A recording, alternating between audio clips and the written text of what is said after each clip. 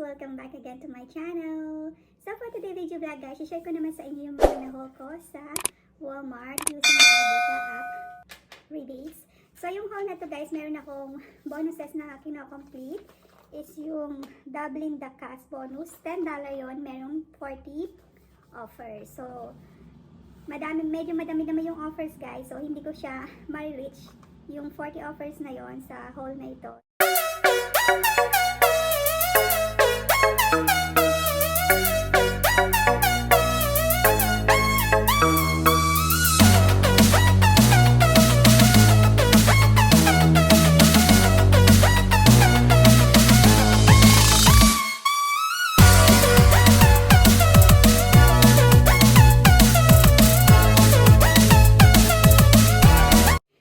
Unahin natin itong Degree Men Dry Spray, $4.97.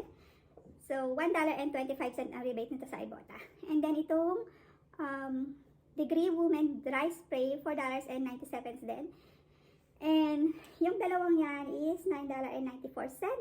Merong $1.25 sa Ibotta. Ganun din itong sa men, $1.25. And then meron akong ginamit na $2 na manufactured coupon sa Degree Women and then dito sa Degree Men. After nung rebates and manufactured, subtotal is $3.44. And then sa Shopkick, may bundles ito guys. Kaya lang mong bibilhin yung men at saka yung sa women. So dapat tambal sila guys. Dapat mag-asawa sila. So yan. Ang bundle kicks naman ito guys is 850 kicks sa akin, yung sa account ko. At so, yung 850 kicks na yon, i-multiply mo sa 0.004 and then makukuha mo is $3.60. So, after nung subtotal ko na $3.44, 16 cent money maker ko to guys. 16 cent money maker. So, next natin guys, itong Chai Moisture Cocoa and Almond Butter Body Wash. $7.97 sa store. And then, meron itong $2 na rebates sa Ibotta. And then, itong apricot and honey body wash din ito guys. $2 ang rebate din ito sa Ibotta. $7.97. So, yung dalawang yan guys is $15.94. So, $2 sa Ibotta. And then, another $2. Tsaka, meron akong ginamit na $5 off to any two Chai Moisture product. So, ang subtotal ko na lang is down to $6.94. And then, meron siyang Shopkick bundles naman, guys. So, meron itong 4 na klase. Isang blue, merong pink, merong orange, merong parang yellow yung isa. So, yung sa blue at saka sa pink, may kicks yung guys, 500. And then, yung sa yellow and sa orange naman, meron din kicks guys na 500. So, kapag yung isa lang binili mo, kapag pareho yung binili mo guys, hindi makukuha yung bundle. So, ang bundle dito guys, dapat kukuha ka dun sa orange and yellow na isa. So, kumuha ako, yung orange ang kinuha ko. And then, dapat dun sa isa naman na blue at saka sa pink, na may 500 kicks, isa din dun ang kukunin mo. So, yung pink ang kinuha ko. So, kapag kinuha mo yung dalawang yan, dun sa magkaibang kicks, magiging bundle na yan guys. Pero kapag kinuha mo yung blue at saka yung pink, hindi siya ma-reward na as bundle. So, maano lang siya na 500 kicks. So, dapat dun sa magkaibang kicks, kukuha ka ng isa. So, ito yung napili ko. Yung pink na at saka itong orange. So, ang bundle naman ito guys is 1,800 kicks. Ang total nun is $7.44. So, after nun, ang total ko na lang guys is 50 cent money maker pa siya. Kasi yung subtotal ko na lang is $6.94 and then mare-reward ako ng $7.44 sa Shopkick. So, 50 cent money maker. So, kailangan guys dapat ganyan. Doon sa each cake, meron kang isang kukunin. Hindi pwedeng yung, kung ano yung nasa isang cakes, yun pareho ang kukunin mo. Hindi ma-reward yung cakes mo na as bundle. And then, ito namang Degree Men Maximum Recover Body Wash. $5.47. And then, meron akong printable coupons na $2 galing sa coupon.com pero wala na ngayon. Matagal ko nang na-print yun eh. So, So, $2.47. And then, this one, Degree Men Maximum Recovery 3-in-1 bar soap, $4.97. Then, merong $1.50 na reimbursement ito sa coupon.com kasi wala akong, or nagamit ko na yung na-print kong coupons before. So, subtotal nung dalawang ito is $10.44. $2 ang rebate nito sa Ibotta. $1.50 naman ang rebate nito sa Ibotta. So, yung subtotal ko after nung coupon na ginamit ko dito and then yung reimbursement sa coupon.com, naging $3.40. Actually guys, meron itong bundle sa Shopkick. So, sa Shopkick kasi, dapat isang men and women. Sa pagmamadali ko na guys, dahil nagugulo ako pag magulo na yung anak ko. So, dalawa kasing account ang ginamit ko, yung account ng asawa ko at saka yung sa akin. So, bali, naging dalawang bar soap ang kukunin ko and then dalawang body wash. So, pero dapat mabayaran ko magkaiba, ibang transaction. Kaso, ang nagawa ko sa isang transaction, nabigay ko itong parehong men. Doon sa isang transaction, parehong women. So, dapat isang men at saka isang woman para makuha ko yung bundle sa Shopkick na 850 kicks ang bundle. Or, no, 700 lang sa akin ang bundle. Parang nasa $2.80 din yun. Sayang din, di ba? So, hindi ko nakuha yun. Pero yung dun sa account ng asawa ko, na-reward siya, guys. Na-reward yung 700 kicks. Kaya na, naging parang 14 cent na lang binayaran sa dalawang ganito. So, itong Tresemme Smooth Keratin Smooth.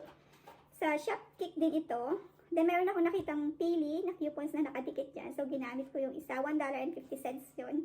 Sa store na yan ito, $4.97. Then, ginamit ko yung $1.50. $3.47 na lang. And then, sa Shopkick, ang kicks naman nito is $9. 900 cakes. So, equivalent nun is $3.70. So, after nung subtotal ko, at after nung kicks sa Shopkick, 23 cent moneymaker ito. 23 cent moneymaker. Dito na tayo guys sa Swab. $1.98 sa store. And then, meron akong $1.50 coupon each. So, yung dalawang ito is $3.96.